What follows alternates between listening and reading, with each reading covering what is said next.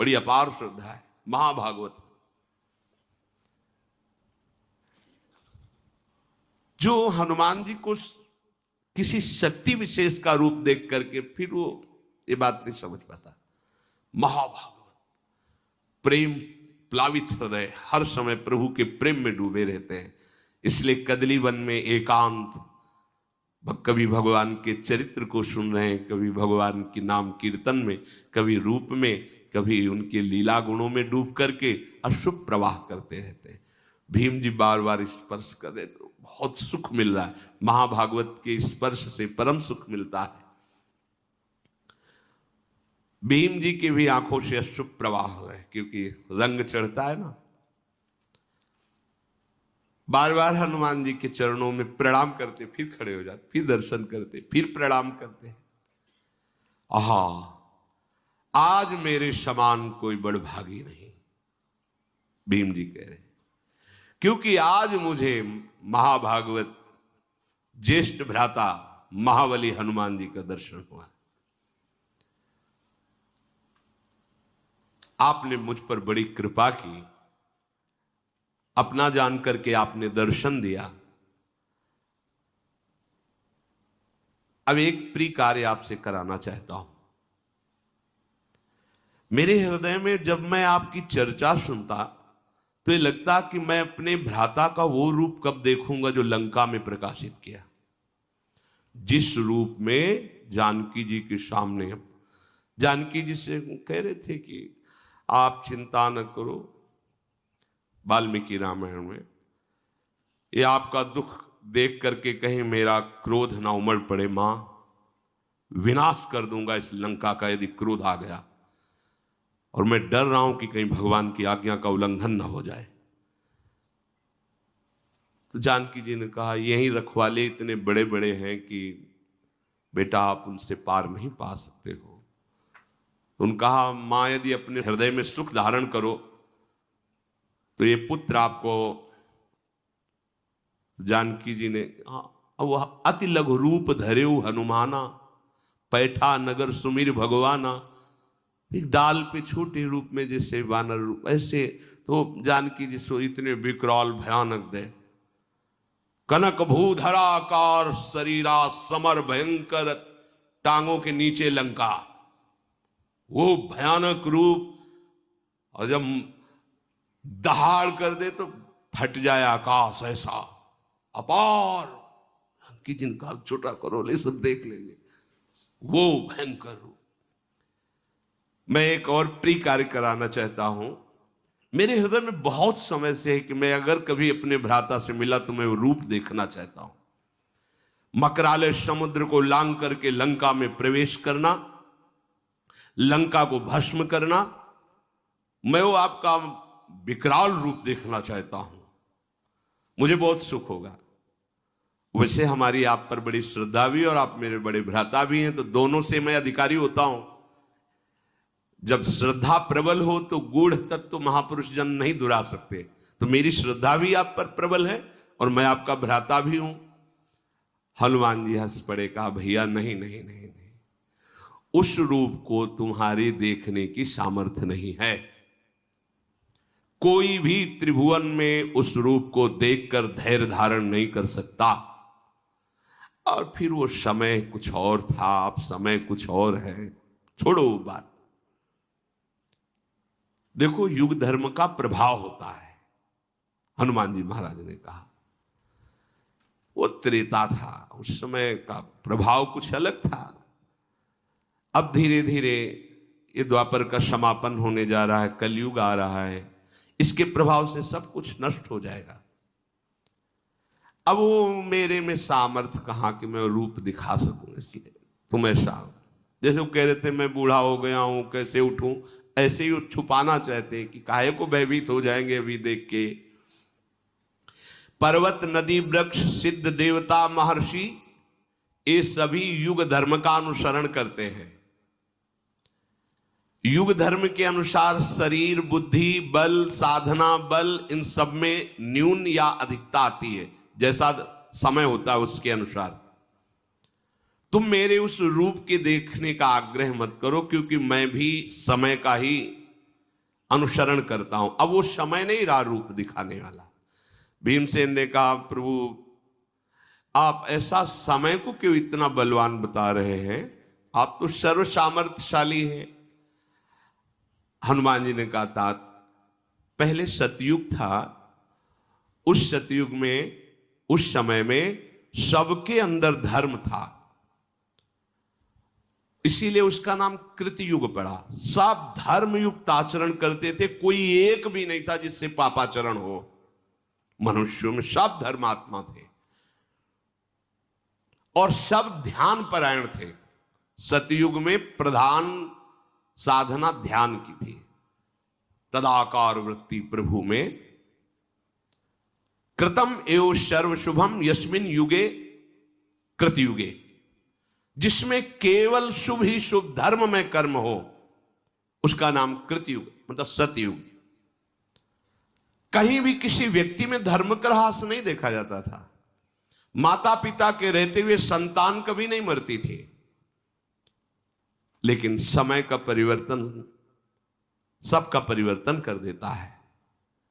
धर्म का ह्रास होने लगता है, माता पिता के सामने बालक मरने लगते हैं। कृतयुग में कोई द्वेष नहीं करता था, भेदभाव नहीं था, किसी भी अन्न का दूध का क्रय विक्रय नहीं होता था, बेचना खरीदना ये सब। ये तो हम अपने बाल्यावस्था में भी ऐसे कुल में पैदा होकर दूध बेचता है, अपराध सा साबित होता था।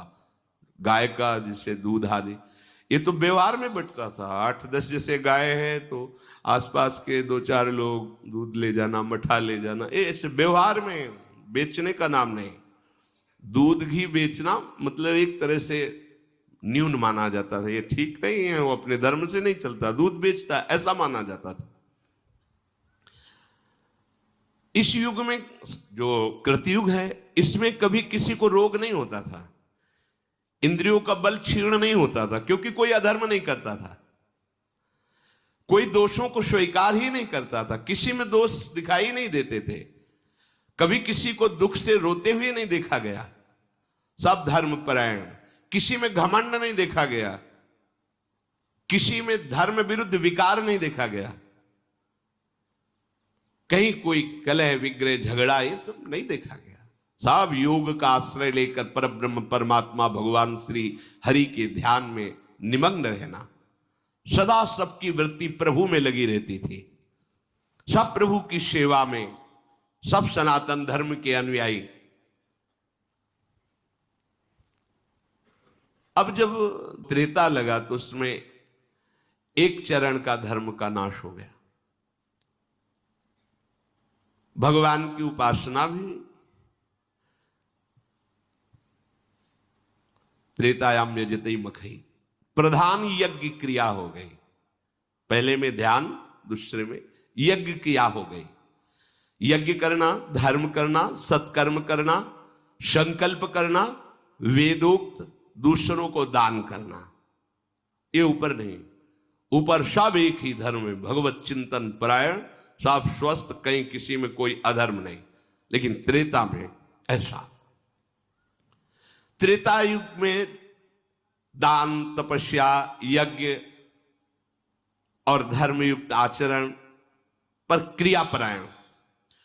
जब द्वापर लगा तो दो धर्म के चरण क्षीण हो गए, इसमें पूजा प्रधान हुए।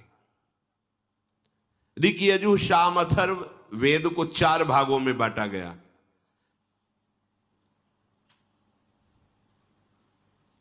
बुद्धि का, सात्विक बुद्धि का धीरे धीरे क्षय होने लगा, जो दिव्य निर्णय कमजोर होने लगा। सत्य से भ्रष्ट होने के कारण द्वापर में ही अनेक रोगों का प्रादुर्भाव हो गया। मन में विशुद्ध कामनाएं पैदा, जहां भागवतिक होती थी, ये आराधना, वहां भोग कामनाएं पैदा होने लगी। बहुत से दैवी और प्राकृतिक उपद्रव शुरू हो गए, रोग आदि शुरू, ये कृतयुग में नहीं थे। अब जो आगमन होगा भी कुछ दिनों बाद, हनुमान जी कह रहे, क्योंकि भीम से बात करें, ये द्वापर का अंतिम चरण है। ये जो कलयुग आएगा तो इसमें एक ही चरण रह गया, 3 चरण धर्म के नष्ट हो गए। इसमें प्रायः लोग तमोगुणी और रजोगुणी ही रहेंगे। भोग वासना की प्रधानता रहेगी, उपासना की नहीं। तभी तो कोई बिरले। वैदिक सदाचार लुप्त। व्याधि, आलस्य, प्रमाद, क्रोध, हिंसा, दोष, शारीरिक रोग, मानसिक रोग, भूख, प्यास, भय, उपद्रव, ये प्रधान गुण हैं कलयुग के। ये प्रधान गुण हैं।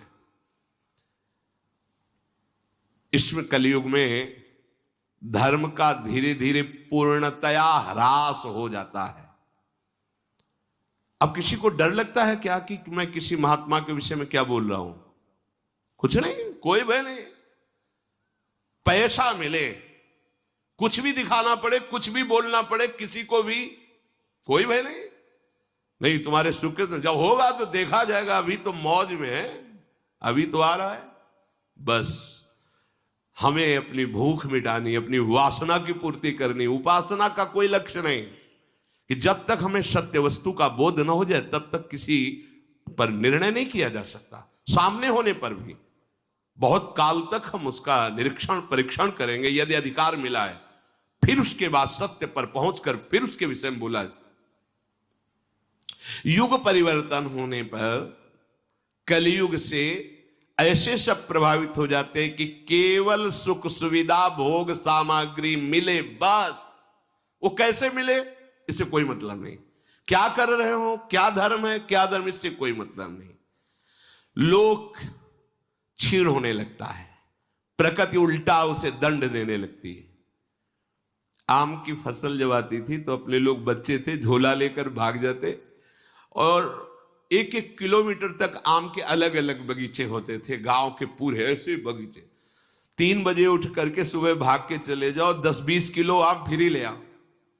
जैसे 4-5 बच्चे गए, अब रखवाले में बूढ़े दादा है, उनसे राम राम की, और आम बिनने आए होगे? नहीं, हम तो अपने बगीचे जा रहे हैं। 4-5, 2 उनको बातों में लगाए, 2 बिन लिए, फिर 2-4 भाग में कर लिए और भाग गए। मतलब स्वाभाविक।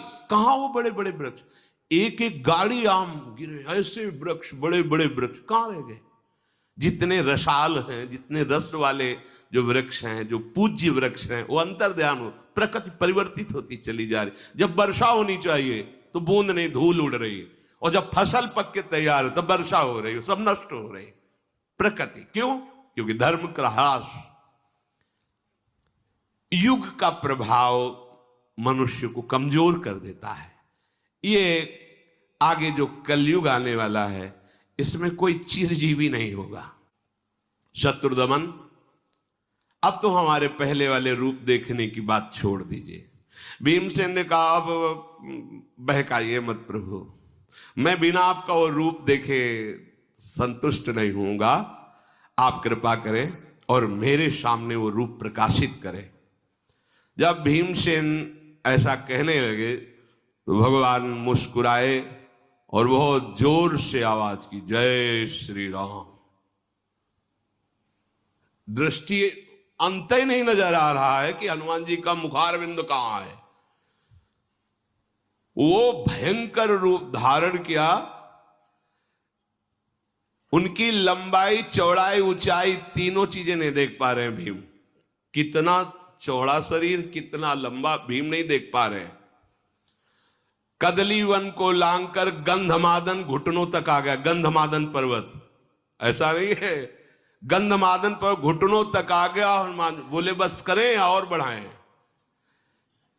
उनका इतना विशाल स्वरूप दे, लाल आंखें, विकराल दाढ़े, और उनकी श्वास ऐसी चल रही थी जैसे प्रचंड तूफान चल रहा हो। हनुमान जी की श्वास, भौहें तन गई क्योंकि विकराल रूप देखना चाहते थे। और पूंछ को हिलाकर जो फटकारा, ऐसा लगा कि आकाश फट जाएगा, ऐसी आवाज प्रकट हुई। हनुमान जी के सामने जैसे सहस्त्र सूर्य उदय हो गए, ऐसा तेज प्रकट है। पूरे कंचन वरण विराज सुविशा, सुवर्ण में मेरु पर्वत 4 लाख योजन का है, छाती के सामने है। और ऊपर हनुमान जी है। भीमसेन की आंखें बंद हो गई, घबराहट पैदा हो गई।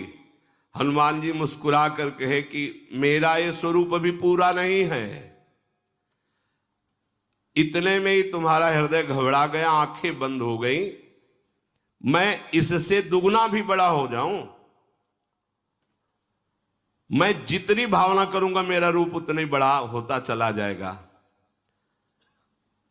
जैसा मैं सोचता हूं वैसा ही उसी समय रूप धारण कर लेता हूं। भीमसेन जी ने देखा कि सुमेरु पर्वत को विलांग करके ऐसा भयंकर रूप। भीमसेन घबराहट से बैठ गए, मतलब धरती को पकड़, केवल देखने मात्र से।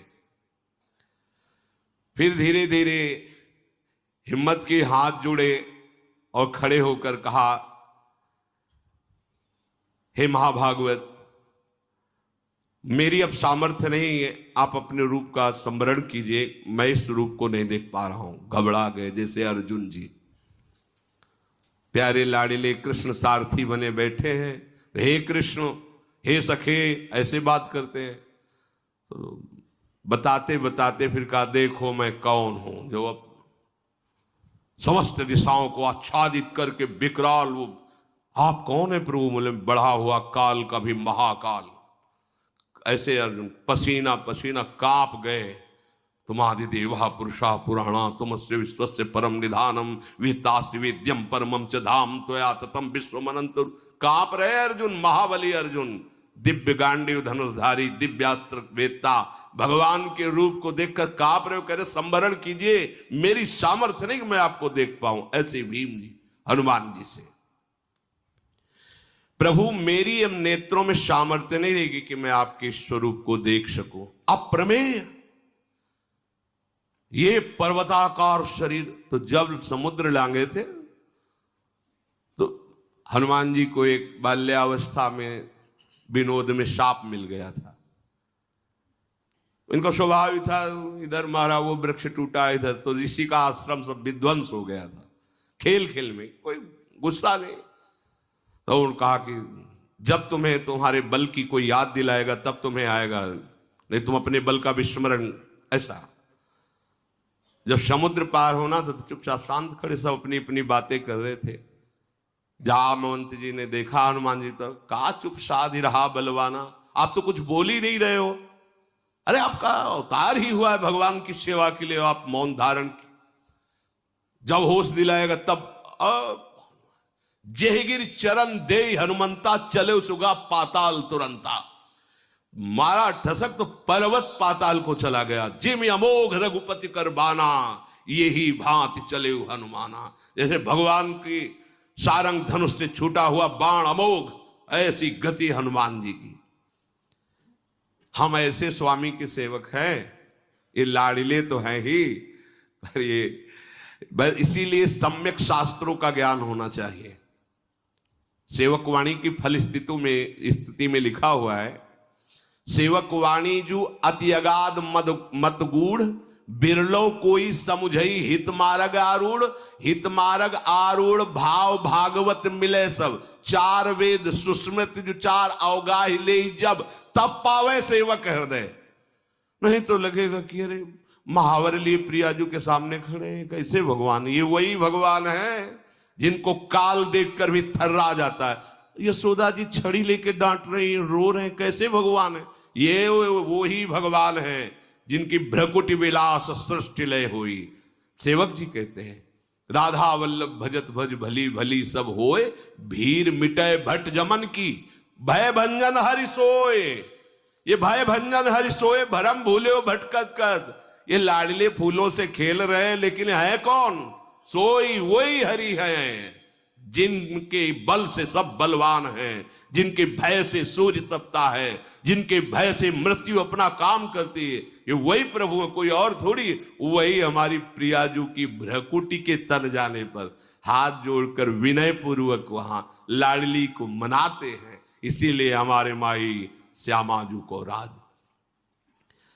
प्रभु श्री भीम जी बोले, मेरे मन में एक बात आ रही है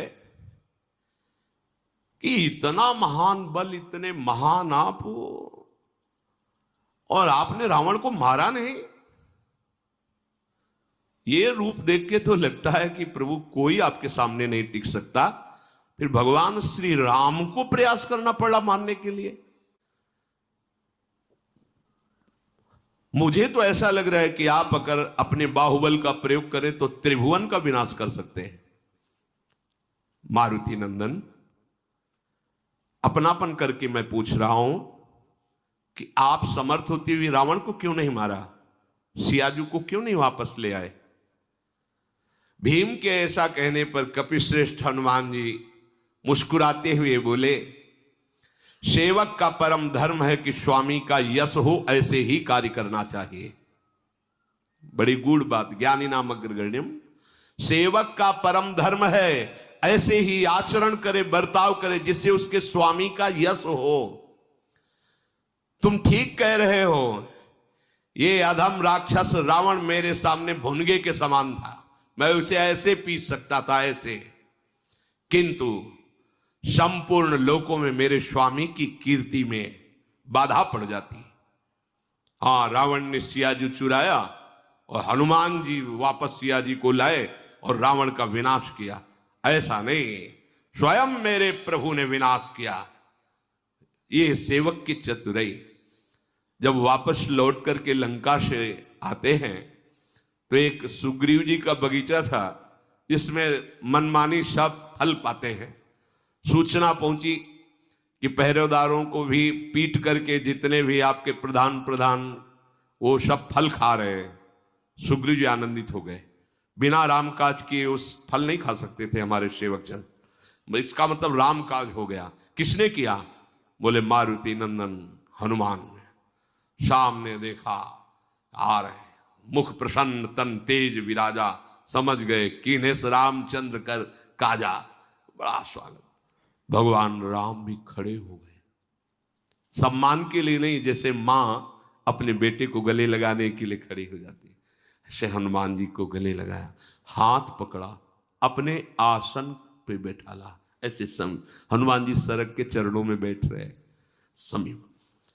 रावण के द्वारा सुरक्षित लंका में प्रवेश करके वहां विध्वंस मचा देना, वाह! हनुमान हृदय को शीतल कर बोले, नहीं प्रभु, नहीं नहीं, ये तो आप विनोद कर रहे, ऐसा नहीं।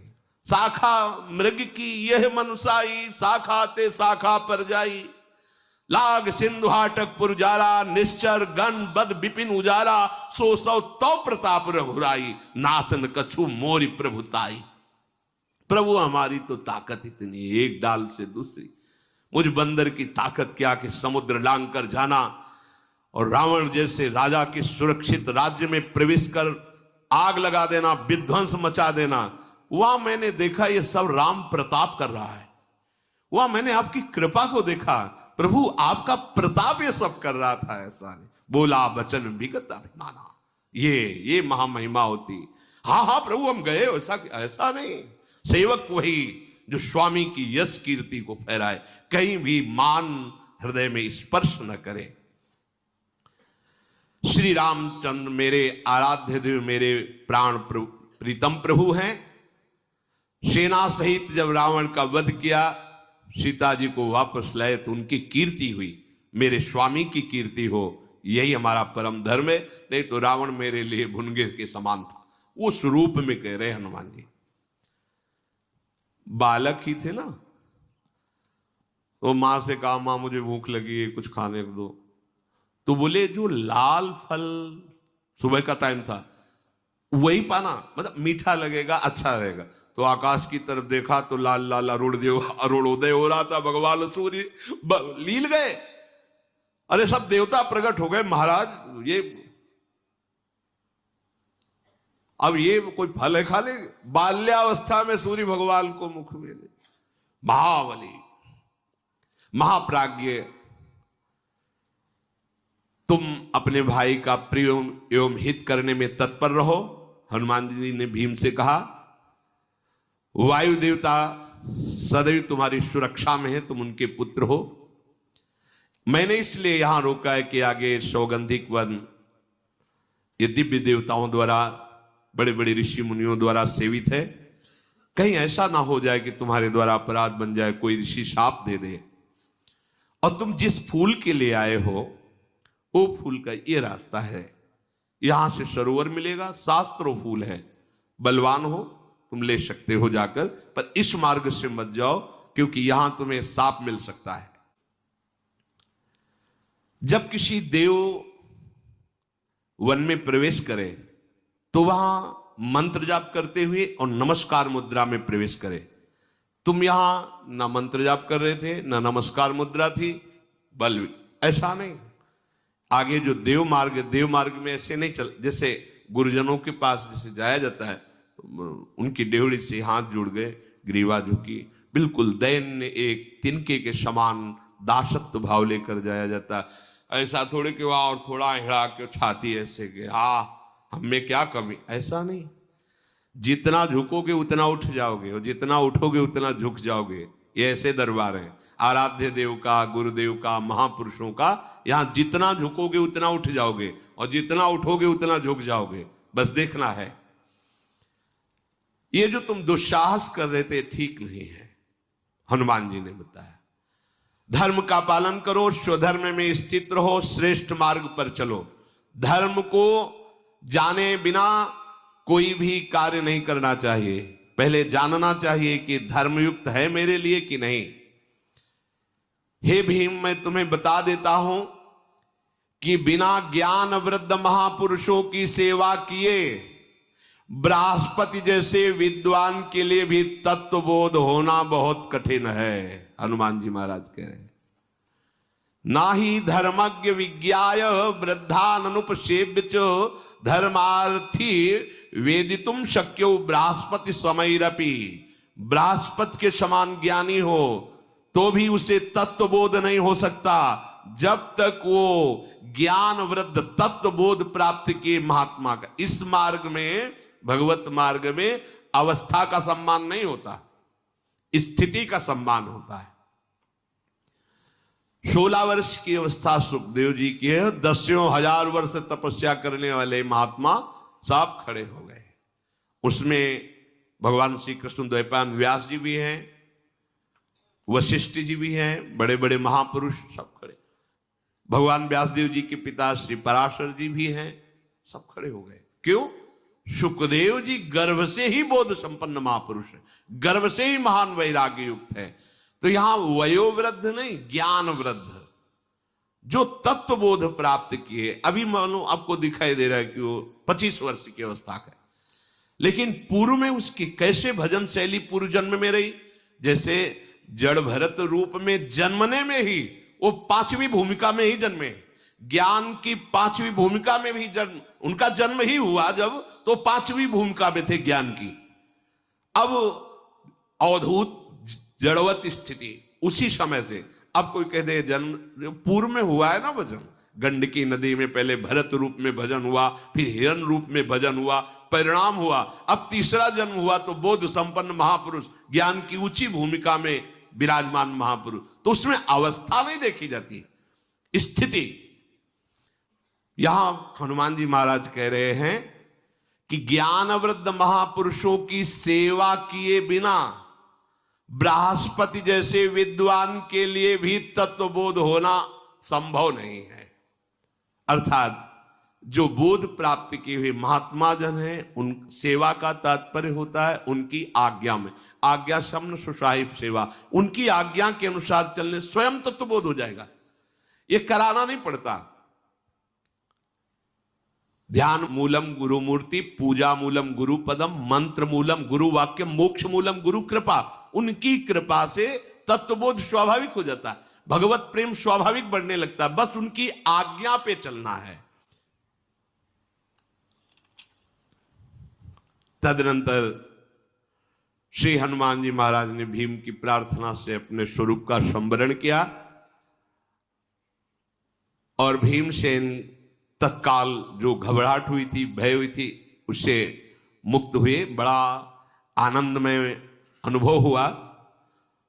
महाबलशाली भीमसेन को हनुमान जी के दर्शन से और संभाषण से ऐसा अनुभव हुआ कि आज मैं परम पवित्र हो गया हूं, अब मेरे समान कोई भाग्यशाली या महाबलवान नहीं है, क्योंकि जिसके भ्राता ऐसे महान भागवत और महान बलशाली। हनुमान जी ने अपने प्रेम भरे नेत्रों से गदगद वाणी से भीम से कहा कि भीम, अब तुम वापस चले जाओ और बातचीत के प्रसंग में कभी किसी को मेरे इस स्थान का परिचय मत देना। मैं इस स्थान पर रह रहा हूं ऐसा किसी से मत कहना। अब तुम्हें जो प्रिय हो मांग लो, क्योंकि मेरा दर्शन व्यर्थ न जाए। कोई वरदान जो तुम्हें प्रिय हो। तो कहा, प्रभु मुझे अपने बड़े भाई कहने का सौभाग्य आपको मिला, इससे बड़ा वरदान मैं क्या मांगू। और मैं ये जानता हूं कि आपके बल से जो मुझे प्राप्त करना है वो सब मैं प्राप्त कर लूंगा, अर्थात धृतराष्ट्र के पुत्रों का वध और सिंहासन पर, ये तो आपकी कृपा से मैं प्राप्त कर लूंगा। पर आपकी जो इच्छा हो, मेरी इच्छा कोई नहीं। मेरी तो यही सौभाग्य है कि आप हमारे बड़े भ्राता हैं, कहने का सौभाग्य मिला। हनुमान जी ने भीमसेन पर बहुत प्रसन्न होकर कहा, ऐसा ही हृदय होना चाहिए। कहने पर भी, मांग ढूंढने पर भी नहीं आनी चाहिए कि मैं क्या मांगू। हमें तो कुछ मांगना भी नहीं आता। आपको जो मन हो, जैसा मन हो, आप हमें ये बात। आज पांडव सनाथ हो गए भीम तुम्हारे जैसे को प्राप्त करके। हनुमान जी महाराज ने कहा, महाबली आगे महान युद्ध होने वाला है। मैं अपनी तरफ से कह रहा हूं, समय में अर्जुन की ध्वजा में बैठूंगा, कपिध्वज, और मैं ऐसी गर्जना करूंगा कि सामने वाले वीर का हृदय भय युक्त हो जाए, बल रहित हो जाए। वो मारा तो मेरी ही गर्जना से जाएगा, निमित्त मात्र अर्जुन बनेंगे। मैं जब ध्वजा पर विराजमान होऊंगा तो ऐसी वक्र दृष्टि से देखूंगा कि सामने जो शत्रु पक्ष के वीर हैं उनकी आयु का नाश हो जाएगा। कपिप्रवर हनुमान जी ऐसा कह के तत्काल अंतर्धान हो गए। और भी ने जब ये जाना कि हमारे बड़े भ्राता वायुपुत्र महाबली हनुमान जी हैं, हृदय से लगा लिया। हनुमान जी को बार बार भीम स्पर्श करके प्रफुल्लित हो, महाभागवत है। हर समय हनुमान जी के रोमांच होता रहता है, अश्रु प्रवाह होता रहता है। और कोई न कोई गंधर्व, कोई न कोई ब्रह्म ऋषि भगवान का चरित्र सुनाता रहता है हनुमान जी को। ऐसे महाभागवत अद्वितीय हैं। प्रभु की सेवा प्रधान धर्म, रोम रोम में सियाराम जिनके बसे हुए हैं। यत्र यत्र रघुनाथ कीर्तनम तत्र तत्र कृतमस्त कांजिलम वाष्पवारि परिपूर्ण लोचनम। बड़ी